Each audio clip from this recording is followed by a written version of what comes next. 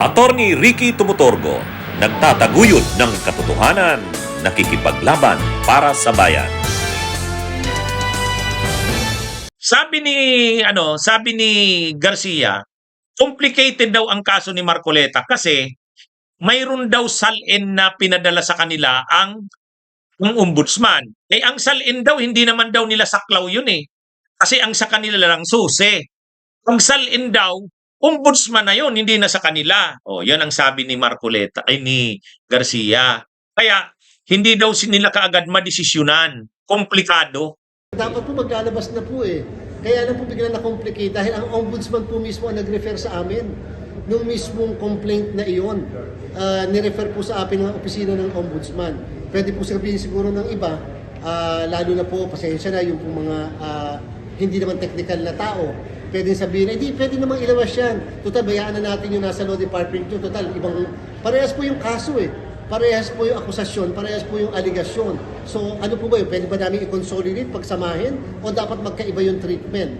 Kasi po, remember, kaya po hindi pwedeng pagsamahin sana sapagkat yung isa ang magre-recommend yung isa ang nagtatry o naglilitis. Ngayon nasa isang opisina para paano pong gagawin? So pasensya na po pero yun po ang nag-complicate. Kung yan man po ay hindi naniniwala po tayo, walang pagsadya doon. Sadya lang po maaari hindi na pag-aralan yung komplikasyon, yung implikasyon ng ganong klaseng proseso. Komplikado. Ha? Naniniwala ba kayo sa paliwanag ni mga kabunyog? Na komplikado? Baka may nagpapakomplika sa inyo. Ito ngayon mga kabunyog. Ito, si Senador Ping Lacson, ito yung sabi. The COMELEC Chairman Garcia's given his reason, I think only today, if not last night, because his reason for the delay daw dun sa decision ng COMELEC dun sa kaso ni Marcoleta. I'm not sure if you've read it. I just found it a bit confusing. I don't know, I don't know if you've seen it and if you agree with it. It's complicated daw. It's become complicated legally. Iba yung information ko eh. Ang information ko, may pressure sa mga commissioners na wag pumirma sa resolution.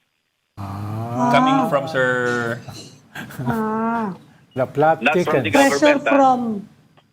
Not from the government. Not from the national government. Parang From any group? Any group in particular? Special interest group. Yun ang information ko. Yun ang information ko can you make a guess? na galing sa loob.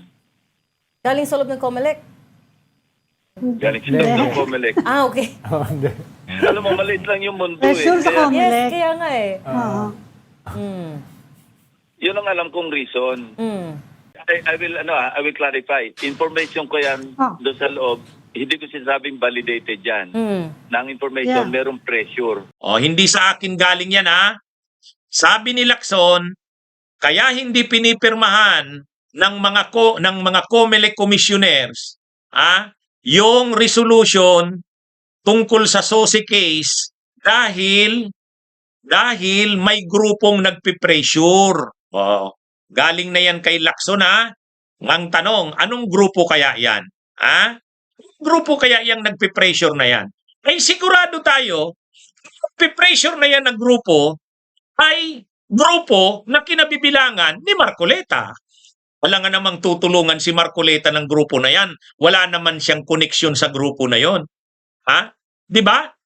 Sigurado ang grupo na yan ay may koneksyon kay Marcoleta. Pangalawa, grupo na yan ay makapangyarihan at maimpluwensya. Kasi bakit naman magpapapressure ang COMELEC? Kung totoo na may pressure ito, sabi ni Lacson. Kung hindi naman ito maimpluwensya, ibig sabihin maimpluwensya itong grupong ito. Maimpluwensya itong grupo na to. Makapangyarihan ito. Hindi simple itong grupo na to. Kasi sabi nga ni Senador Ping Lacson, nai-impluwensyahan ng COMELEC na wag munang permahan yung resolusyon sa kaso ni Marcoleta. Ibig sabihin, makapangyarihan, maimpluwensya. Pangalawa, ibig sabihin, may koneksyon si Marcoleta sa grupo na yan. Pwedeng miyembro siya ng grupo na yan, o kaya malakas siya sa grupo na yan, kung ano man yan. Di ba? Yan mga kabunyog, mga kababayan. Ang problema kay ito kay Lacson, hindi niya pinapangalanan. Nagbigay siya ng clue pero incomplete. Incomplete yung clue niya. Ito, sabi nga ni Attorney Jess Palces, breaking. Senator Ping Lacson says COMELEC being pressured not to sign a resolution against Senator Marcoleta by a special interest group in an interview on One News Storicon. Grabe! Incomplete yung clue. Inuulit ko incomplete yung clue. Walang masyadong hindi pinangalanan ni Lacson. Ang sabi niya lang, special interest group. Yung sinasabing special interest group, ano yun? Incomplete. Incomplete yung clue. Sabi ni Attorney Jess Palces. Yan yun. Ito yung nangyayari diyan. Kaya itong si COMELEC Chairman Garcia, dapat wag mo na kaming paniwalain, COMELEC Chairman Garcia, wag nyo na kaming paniwalain na komplikado yung kaso kasi napakasimple lang naman ng kaso. Ano yan? Ang ibig sabihin niyan, nagpapa-impluwensya ka, nagpapa-pressure ka dyan. Tanggapin mo na yan. Pero mahirap kasing hulaan kasi sabi nga ni Attorney Jess Palces, incomplete yung clue Incomplete yung paliwanag ni Attorney Jess Palces Anyway, balik tayo kay Garcia. COMELEC Chairman Garcia, ayusin mong sarili mo. Panindigan mo na kaya hindi totoo yung sinasabi ni Lacson na kaya hindi nyo nilalabas ang desisyon ay dahil napipressure ng isang interest group ang COMELEC. Ilabas na nila ang desisyon. Yan ang dapat gawin. Kapag hindi nila linabas yung desisyon, ibig sabihin yan, totoo ang sinasabi ni Senador Ping Lacson. Di ba? Di ba? Dapat ilabas na ang desisyon.